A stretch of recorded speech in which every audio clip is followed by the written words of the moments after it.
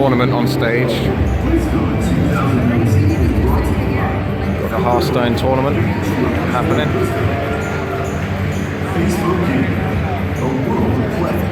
World of Warcraft tournaments going on.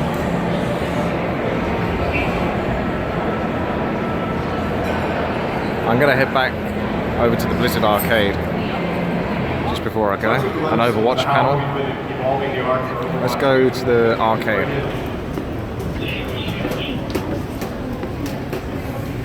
I want to try some Warcraft 3 out. No luck skipping the line. I don't know if my media pass actually really does allow me to do it, but the guy wasn't sure, so I didn't want to push too hard.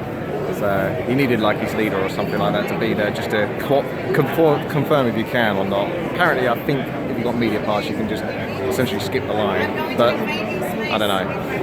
Did manage to get a nice little commemorative coin though, so he gave me that at least, so that was nice. Alright, I think I'll just go check out the World of Warcraft Q&A because I wanted to see that anyway, just to see if there was any spicy questions. What were the whole events that have been occurring? I don't need to say anything more, you might know what I'm talking about. So we'll see. Doing the World of Warcraft Q&A. There's quite a few people that you'll see around here. Alright.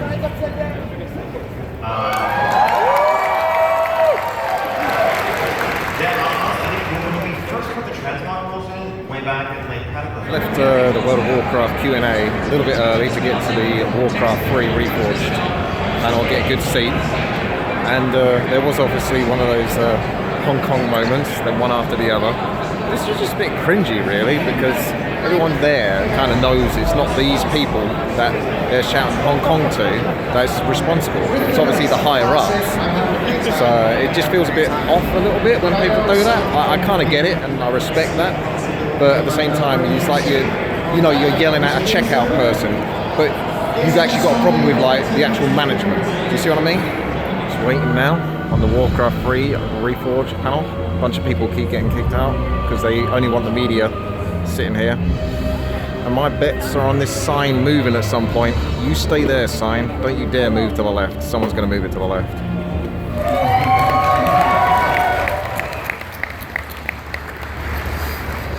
Yeah, very warm welcome to everyone here in attendance, watching via virtual ticket or here at Blizzcon. Welcome to the Warcraft Reforged Deep Dive Development Panel. There's many tournaments been played in it, hundreds of tournaments, thousands, and it's still a very popular esports game to this day. The multiplayer experience for pro players or aspiring pro players is important, but it is also important the 4-on-4 experience, ignoring your allies, ignoring minimap things, massing air and destroying everyone's base one by one, even as your allies are falling.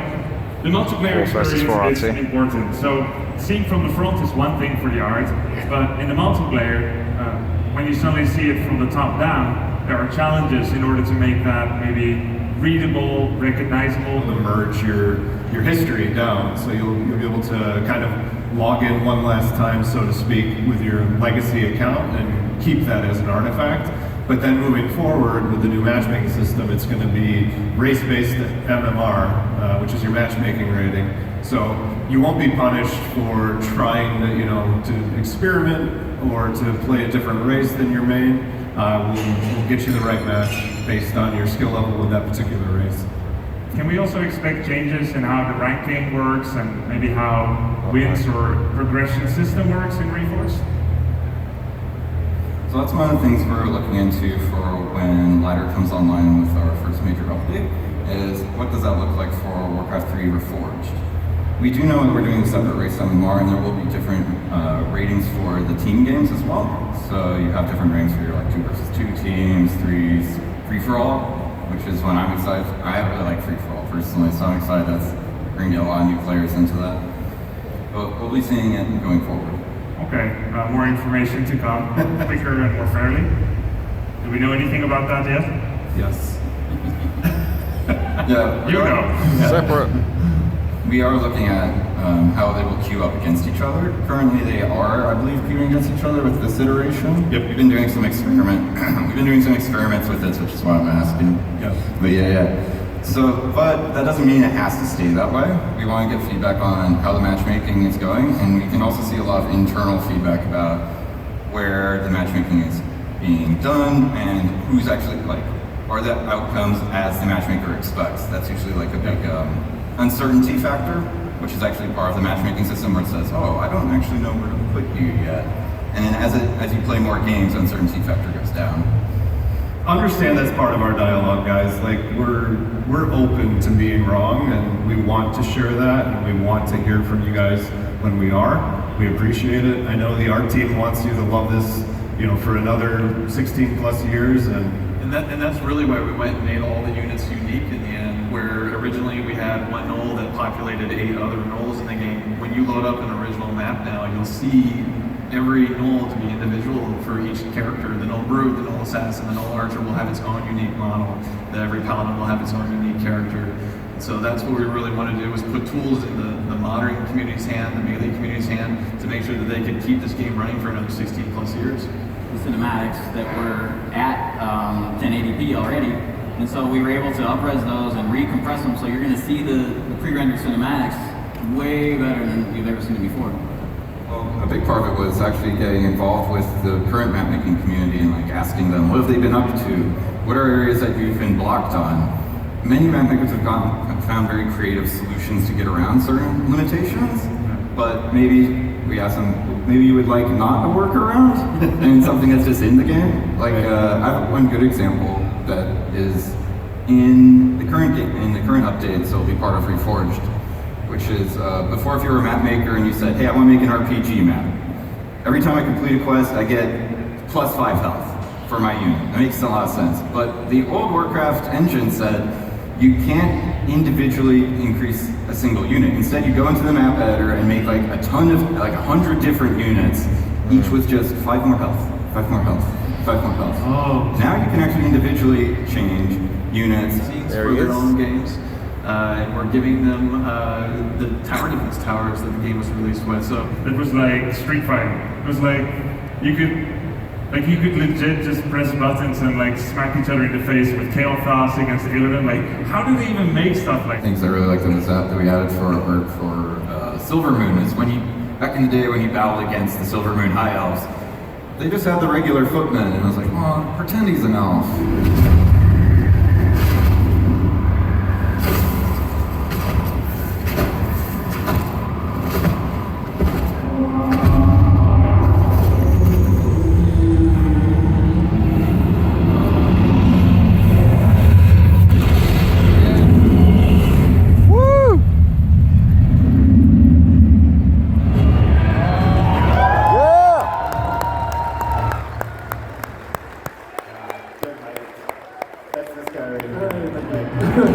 Yeah. So, that moment, that's what's coming, guys. Yeah. I can't wait for what that will unlock for the future of RTS and Warcraft, and thank you guys. We love you. We appreciate it.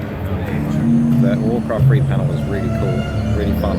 I think there's even some shout-outs in there. So hopefully you guys enjoyed it. I'll try to put in some clips from the virtual ticket as well. And yeah, really good. I just definitely want AT and RT separate though. But hearing good things, and it's nice just to sort of hear from the developers and see them up close, get that sort of that vibe that they're as passionate about the Welcome game. to the Art of Diablo 4. And now it's time for some Diablo 4. Hey there, how's it going? So, just met Dylan, a fan of mine. It was a real pleasure. Thank you very much, Dylan, for coming over to say hi. It was just great to have a little chat with you. Just nice to get some sort of feedback as well on the videos. So, thank you very much. Real good fun time. Also, the Diablo 4, I'm being a bit more sold on that now. Just enjoyed the art panel. It's really fun to watch the panels for me personally, because I just love getting into the developer's mind, how their passion drives what it is that they do, and the lighting and all of this, like the different layers. Check that out if you got a virtual ticket. It's a really good panel actually. Whilst it does represent Diablo 3 in a lot of ways, the gameplay, it's just really cool, really cool. Overwatch Voices panel next. Just excited for the voice acting. Love it.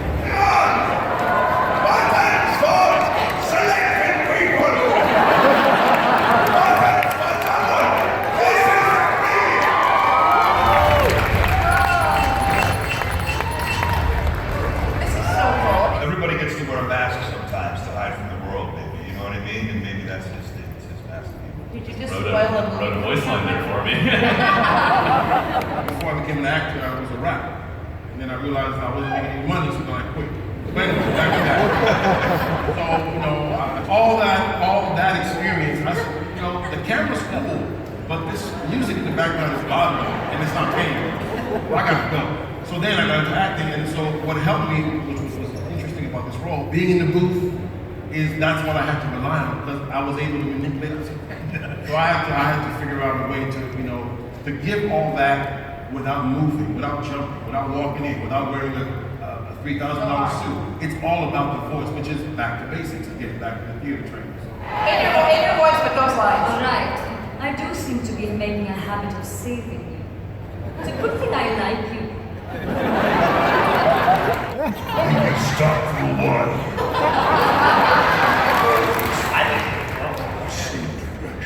Say bacon one more time. A medic's job is never done. Not to be academic, but I believe that one would call this being on fire. My purpose is to create order. You are the embodiment of chaos. Well, there it is. Hi guys. Thank you very much for watching. If you enjoyed this, again, make sure to thumbs up and subscribe to this content. I'm glad you guys are enjoying it.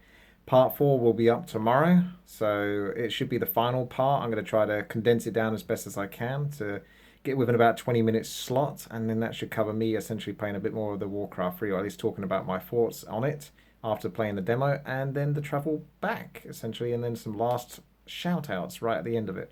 So take care. Until then, I'll see you later. Bye-bye.